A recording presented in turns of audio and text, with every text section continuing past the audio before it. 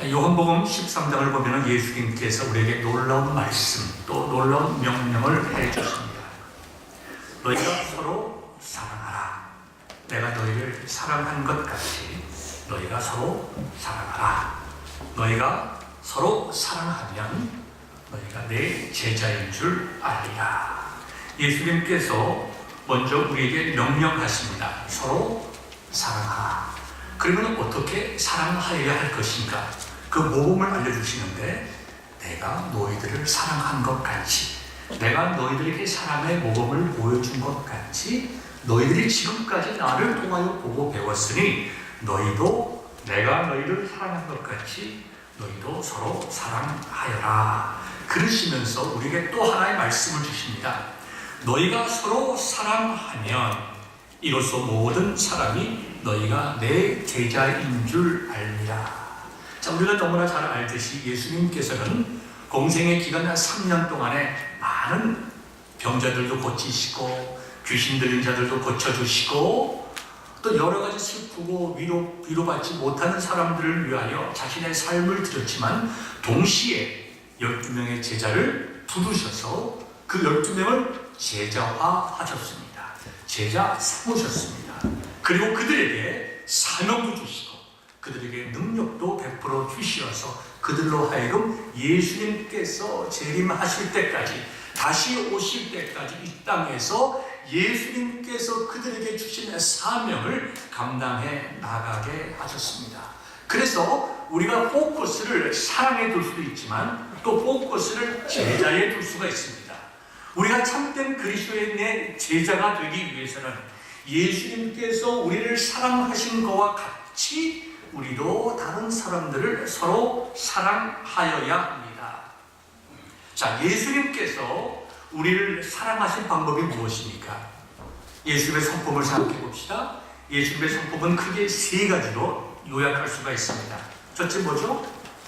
온유하시고, 두 번째 겸손하시고, 세 번째 순종하셨습니다. 이 3가지가 예수님의 아주 귀한 인품입니다. 온유하시고, 겸손하시고, 순종하시고. 그래서 하나님의 말씀에 하나님께서 예수님에게 맡기신 그 사명을 온전하게 순종하시되 온유하고 겸손한 마음으로 순종하셨습니다. 이와 같이 온유와 겸손이라고 하는 것이 다른 말로 바꿔진다고 하면 사랑이라고 바꿔질 수가 있을 것입니다. 사랑으로 섬긴다라고 하는 것은 온유한 마음과 겸손한 마음으로 섬기는 것인데, 온유와 겸손으로 섬기는 것에 분명한 기준이 있습니다. 보통 많은 분들은 이렇게 얘기를 합니다. 하나님의 사랑은 절대적이고 무조건적이다. 하나님의 사랑이 절대적이고 무조건적이라고 이야기할 때는 하나님의 주권적인 입장에서 볼 때에 그렇게 말씀할 수가 있습니다. 하나님께서 어떤 사람을 선택하시고 어떤 사람을 사랑하시는 데에서는 조건이 없습니다. 이미 하나님께서 그와 같이 결정하실 때에는 그와 같은 절대적이고 무조건적인 하나님의 고유의 그 뜻이 계시라는 것입니다. 그러나 이것을 우리가 이해할 때에 하나님의 사랑에 대해서 절대적이고 무조건적이라고 하는 것에 있어서 잘 이해를 해야 됩니다. 첫째는 하나님의 사랑이라고 하는 것은 목적이 있습니다. 하나님의 사랑이라고 하는 것은 때로는 조건적입니다. 하나님의 사랑이라고 하는 것은 어떤 희생이 요구되는 것입니다. 그렇기 때문에 예수님께서 우리를 사랑하신다라고 할 때는 어떤 분명한 목적을 가지고 뜻이 있으셔서 그와 같은 사랑을 베푸셨다는 것입니다. 하나님의 공의와 사랑을 혼돈하지 아니하시고 하나님의 공의를 이룸으로써 하나님의 사랑을 나타내고, 하나님의 사랑을 나타내면서 하나님의 공의가 이용되고, 또 하나님께서 우리를 사랑하시는 그곳에도 분명한 목적이 있는데 그것은 하나님의 뜻과 영광을 이루기 위함입니다. 우리가 하나님의 사랑이 무조건적이라고 얘기할 때에 우리가 인간적인 생각에서 무조건적인 것을 생각하면 안 됩니다. 하나님의 사랑이라고 하는 것은 하나님의 뜻과 목적 안에서 이루어져야 되는 것입니다. 자녀들아, 주 안에서 부모를 사랑하라. 얘기할 때 우리가 흔히 빠지는 것이 주 안에서라는 것입니다. 우리가 부모를 사랑할 때, 부부가 서로 사랑할 때, 성도가 서로 사랑할 때에도 분명한 기준과 목적이 있습니다.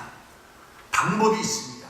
세상적인 사랑이 아니고, 세상적인 관용과 희생이 아니고, 하나님의 뜻과 하나님의 영광을 위한 사랑이어야 된다는 것입니다. 그러니까 반드시 우리의 사랑에도 다른 조건이 있다는 것입니다. 나의 사랑이 인간적인 사랑인가? 나의 사랑이 공의와 관계없이 우리가 가까운 사람이니까, 친한 사람이니까, 같은 고향 사람이니까, 같은 교회 사람이니까 무조건 사랑해야 되는 것인가? 아닙니다. 하나님의 영광이 드러나고 하나님의 뜻이 이루어지는 공의가 포함된 바른 사람이 되어야 한다는 것입니다.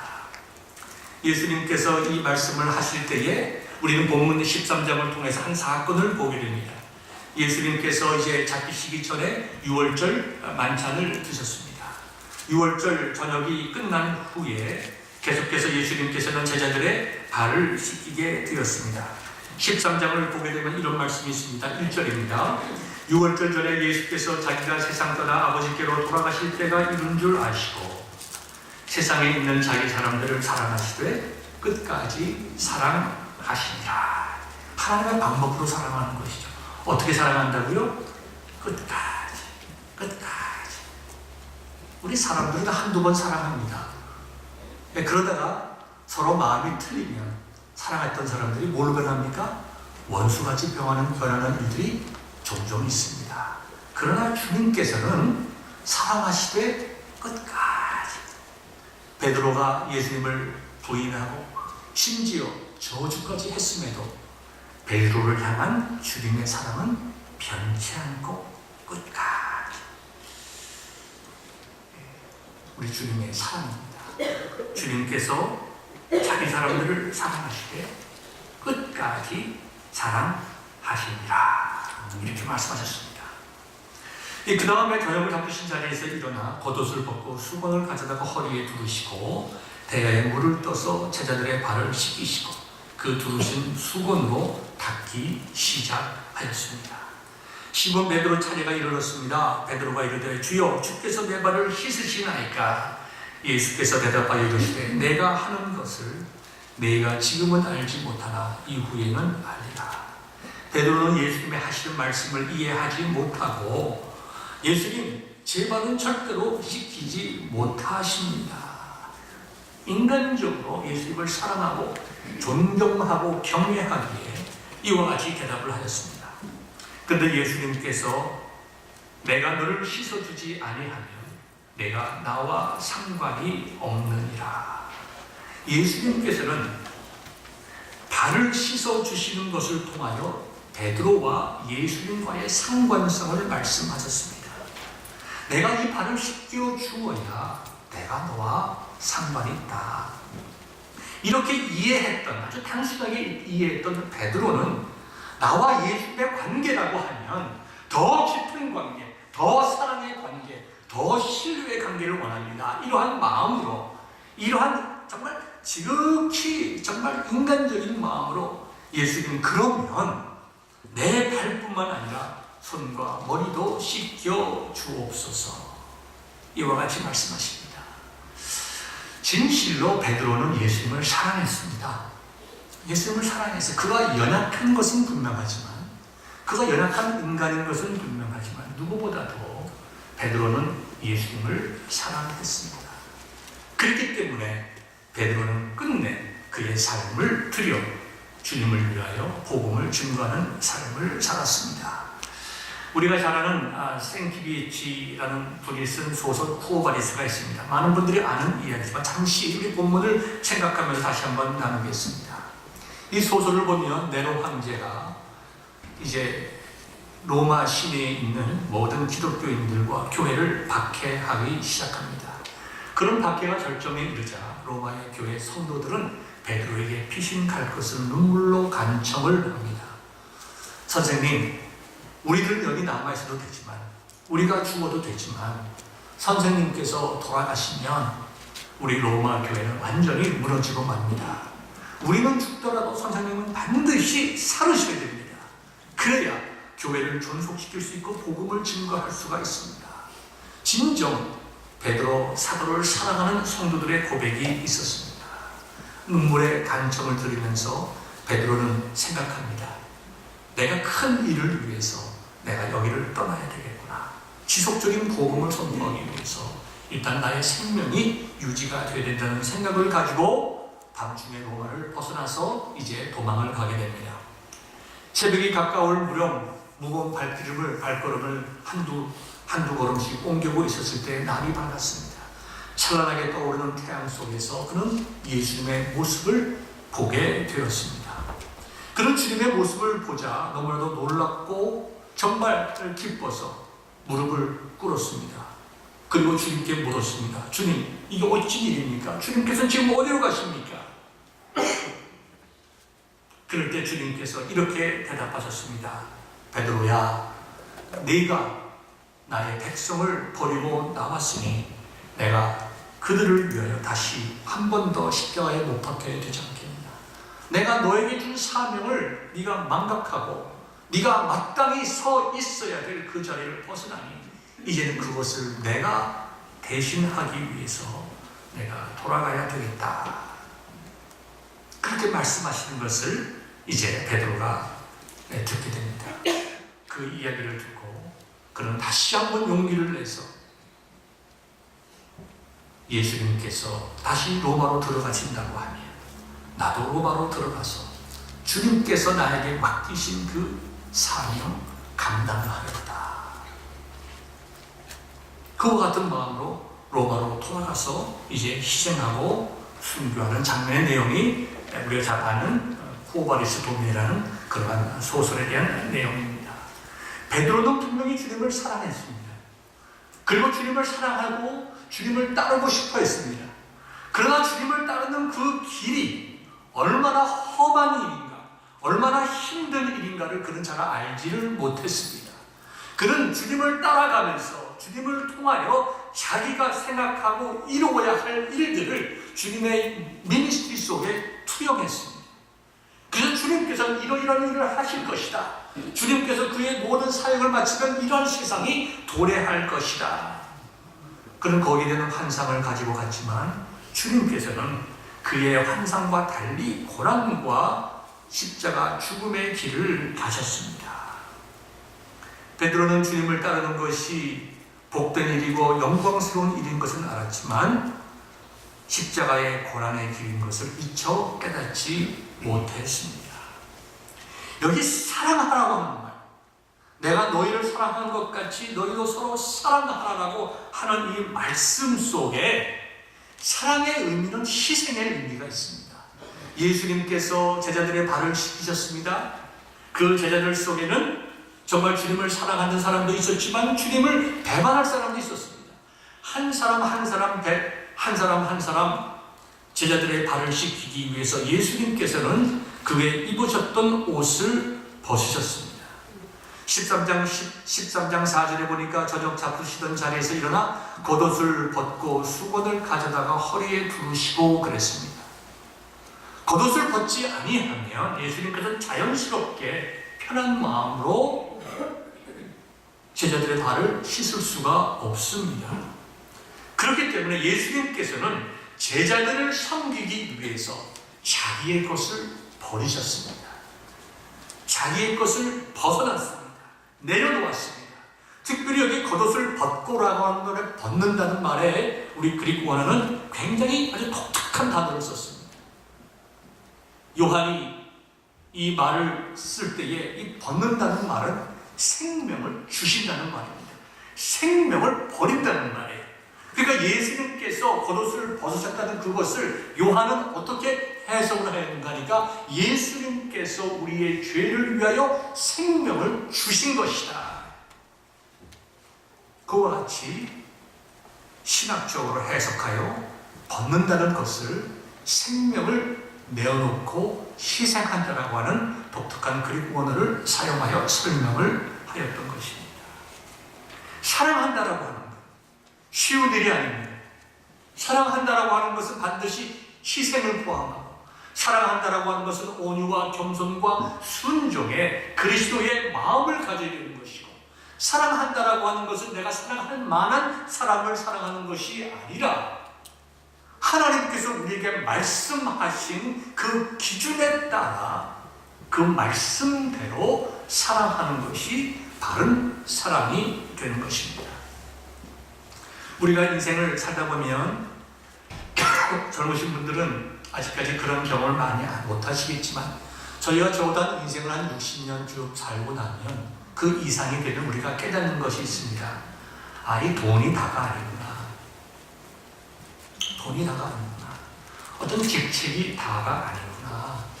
좋은 집, 좋은 차, 예쁜 아내, 멋진 남자하고 사는 게 다는 아니구나.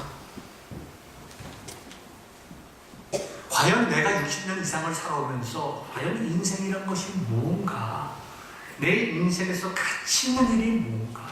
의미 있는 일이 무엇인가? 여러분들, 누가 묻지 않아도 우리는 종종 우리 인생을 뒤돌아보면서 내 인생이 과연 무엇인가? 내 삶이 무엇인가? 내가 살아온 곳에 어떤 의미가 있는가?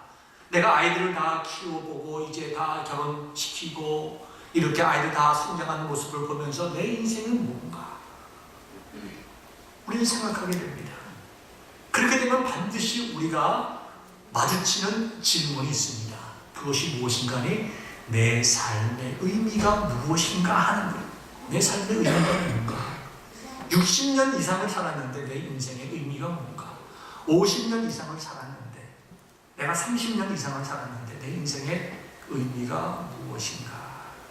그 인생의 의미를 우리가 생각할 때에 우리 그리스도인은 다시 한번 예수 그리스도의 십자가의 은혜 앞에 서 있는 우리 자신들을 발견하게 됩니다.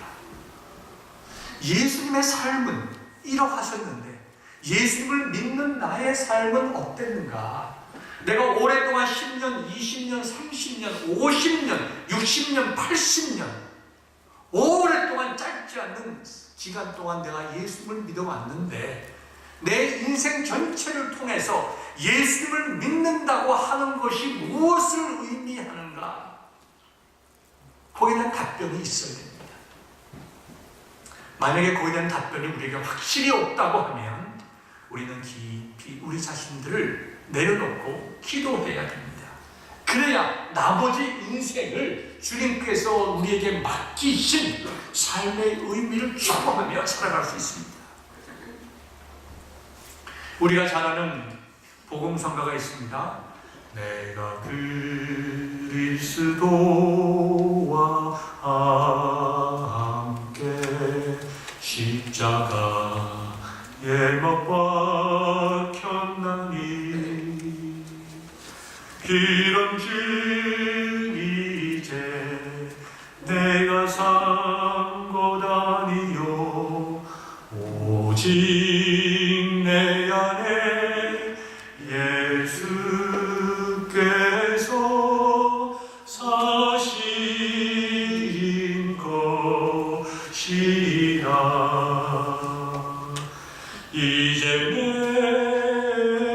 내가 육체 가운데 사는 것은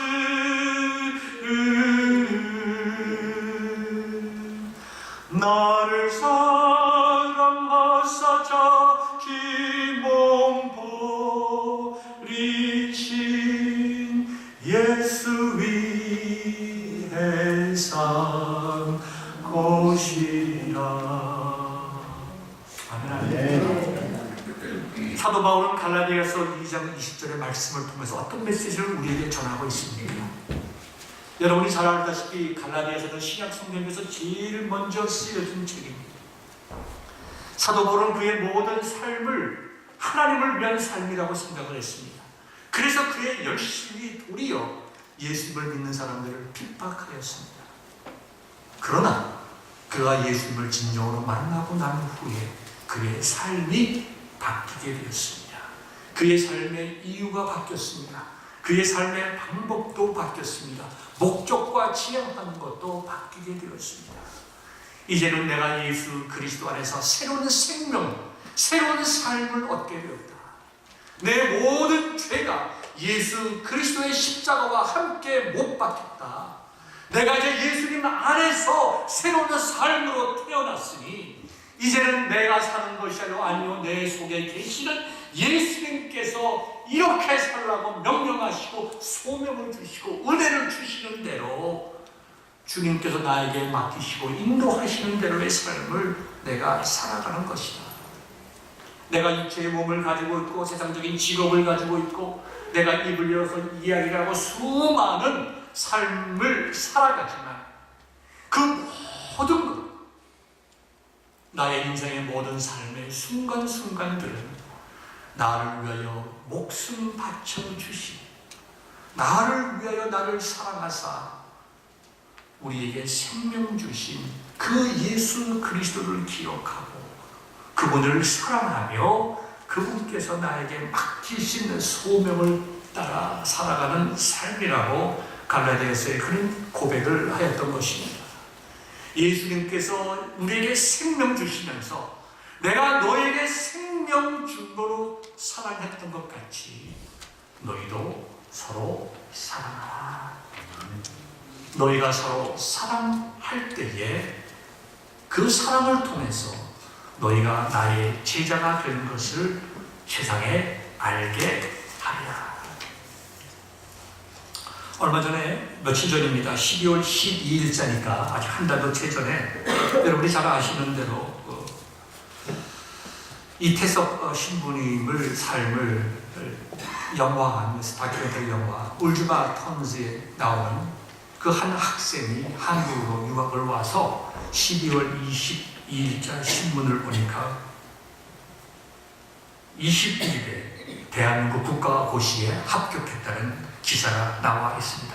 토마스 타바이콧이라는 33세의 수달의 청년입니다. 이 이태석 신부님은 2001년도에 이제 사제 소품을 받고 그는 그 당시에 가장 힘들고 어려웠던 수단으로 가게 되었습니다. 그가 많은 일들을 해 나가면서 그런 몇 가지 중요한 우리가 마음속 깊이 와닿는 얘기들이 있는데 이와 같은 말을 했습니다. 처음에는 가난한 나라이니까 여러 가지 계획을 세워서 그들을 도와줄 생각을 했습니다. 그러나 시간이 지날수록 내가 그들과 같이 있어주고 그들을 사랑하는 것 자체가 제일 중요한 일임을 깨달았습니다. 그분들이 어떠한 상황에 있든지 그들을 저버리지 않고 끝까지 그들과 함께 해주는 것, 그것이 가장 중요한 일이라고 생각을 하였습니다. 요한복음 13장 1절에 나와 있는 것 같이 예수님께서 끝까지 변하지 않고 끝까지 살아간 것처럼 이태석 신부 이분도 끝까지 그 내전에서 고생하는 그 어린아이들, 젊은이들을 위해서 끝까지 자기 자신의 생명을 주는 일이 가서 무엇을 만들고 무엇을 주는 것보다 더 중요하다는 사실을 깨닫고 그는 숨기다가 48살에 암으로 돌아가셨습니다. 이 KBS PD가 되는 구수환이라고 하는 분이 이런 고백을 했습니다. 내가 25년 동안 방송 생활을 하면서 이렇게 많이 울어본 적이 없다. 감동이죠, 한 사람의 삶이. 그리고 그 사역의 열매로서 이제 한 청년이 한국에 와서 이제 의사가 되어서 지금 이제 그 이태석 신부가 만들었던 그 병원, 지금 이제 이태석 신부 기념병원이 되었습니다. 그 병원에 돌아가서 의사로서 섬기겠다고 인터뷰한 내용을 보았습니다. 그 이태석 신부의 삶을 이혜인 시인이 이렇게 긴 시를 적었는데요. 첫 부분만 몇 군데 읽어드리겠습니다. 많이 사랑한 당신 앞에 조금 사랑한 우리가 참 부끄럽습니다. 때로는 하나님의 사랑을 의심하고 감사보다는 불평을 먼저 하고 사소한 어려움을 못 참고 이웃에게 무관심하고 냉랭하게 대하며 자신 안에만 갇혀 살았던 우리가 오늘은 더욱 부끄럽습니다. 많은 시가 이어지지만 참 좋은 말인 것 같습니다. 물론 캐톨릭 교회의 신부님이시지만 같은 주님을 믿는 우리들로서 참 마음속에 감동 있는 인생을 살아갔습니다. 그래서 한때 기독교에서도 이태석 신부와 거응하는 우리 기독교 안에서의 어떤 사람이 없을까? 그래서 복음적인 소재를 영화화할 수 없을까? 많은 노력도 하고 한 사람을 또 이렇게 픽업을 해서 책도 쓰고 하기로 했습니다. 더 중요한 것은 뭐냐? 기독교인이든지 천주교인이든지 성공의 교인이든지 우리가 깨달아야 할 것, 진정으로 주님을 따라가는 제자의 삶이 무엇인가? 그것은 예수 그리스도의 성품과 마음, 온유와 겸손과 순종의 삶, 그리고 그것을 사랑이라는 한 단어에 다 집합해서 예수님께서 우리를 위하여 생명을 주신 그 사랑과 같이 비록 우리가 생명까지 내놓을 일은 없다 하더라도 주님께서 우리에게 말씀하신 그 모든 삶과 신앙의 원리를 따라가겠다는 주님, 이제는 내가 내 방식으로 하나님 믿지 아니하고 내가 내 방식으로 주님의 교회 섬기지 아니하고 주님께서 살아가셨던 삶의 방식과 원리대로 제가 하나님을 섬기며 주님을 사랑하고 주님의 교회를 사랑하겠습니다. 그거는 우리를 죽이는 일이에요. 우리를 죽이지 않고는 우리는 하나님의 방법으로 살아갈 수가 없습니다. 우리를 죽이지 않고는 우리가 주님의 방법으로 살아갈 수가 없습니다. 우리 속에 있는 여러 가지 정욕과 악한 것과 시기와 질투와 원망과 갈등 같은 것들을 내가 온전히 하나님 앞에서 해결하고 십자가 앞에서 해결하지 않고는 우리는 결코 주님의 방법으로 살아갈 수 없습니다. 다시 말해서 제자의 삶을 살아가는 것은 내가 죽는 일입니다. 내가 죽지 않고는 제자의 삶을 살아갈 수가 없습니다. 그래서 제자 훈련으로 참 한국교회에 좋은 영향력을 끼쳤던 옥하는 목사님께서 언젠가 이런 말씀을 하시는 것을 제가 직접 들었습니다. 나는 제자 훈련에 실패했다. 제자 훈련으로 한국교회에 큰 유익을 끼치시고 제자 훈련으로 웨스트민스터 신학교에서 박사학위도 받으시고 제자 훈련으로 정말 모든 한국교회와 전 세계에 흩어져 있던 우리 동포교회에 큰 영향과 말씀에 대한 정말 중요성을 일깨워 주신 목사님께서 나는 제자 훈련에 실패했다. 그 의미가 무슨 말이냐 하면 제자 훈련이라고 하는 것은 말씀을 배우는 것, 말씀을 아는 것으로 그치는 것이 아니라 삶을 통해서 그 말씀을 실천해 나가는 것인데 내가 성도들의 머리만 크게 하고 손과 발은 다 약하게 만들었다. 물론 목사님께서 그런 의도로 하지 아니하실 것을 우리가 다 알지요. 목사님의 경비하신 말씀이시죠. 그러나 이 시간 우리 자신들의 모습을 뒤돌아보시고 내가 그리스도의 제자로서의 삶을 살아가고 있는가? 30년, 50년, 70년, 80년 내가 예수님 믿어왔는데 내 인생을 뒤돌아보면서 내 신앙의 의미가 뭔가? 내가 어떤 인생을 살아왔는가? 내가 교회의 목사요, 장로요, 권사요, 집사로서 수십 년 이렇게 살아왔는데 내가 주님 앞에 서 있는 지금 내 인생의 가치와 의미가 어디 있고 어떤 삶을 살아왔는가? 하나님께서 우리에게 주실 복을 사모하는 것도 중요하지만 과연 주님께서 나에게 원하시는 것이 무엇인지 깨달아서 거기에 내 인생에 초점을 두고 시간과 건강과 물질과 정성을 집중하여 하나님께 영광 돌리는 일에 내가 얼만큼 정말 중심을 가지고 살아왔는가? 우리 2019년 다시 한번 주님께서 나를 위하여 생명 주시고 내가 너희를 사랑한 것 같이 너희도 서로 사랑하라 하셨으니 이제 2019년 이 시간부터 내가 주님의 마음을 깨달아 내 속에 있는 욕심, 세상적인 생각과 판단과 그 모든 것 내가 다 십자가 밑에 죽여버리고 내가 이제 예수님께서 우리에게 보여주신 그 아름다운 삶의 모범, 온유와 겸손한 사랑, 하나님의 말씀에 온전히 순종하는 삶, 하나님의 영광을 위하여 자신의 삶을 불태우신 그 주님의 아름다운 인생의 발자취를 내가 따라가야 되겠다는 그런 결단이 오늘부터 특별히 우리가 성찬식을 함께 나누면서 저와 여러분들의 심령 속에 새롭게 새겨지기를 우리 주님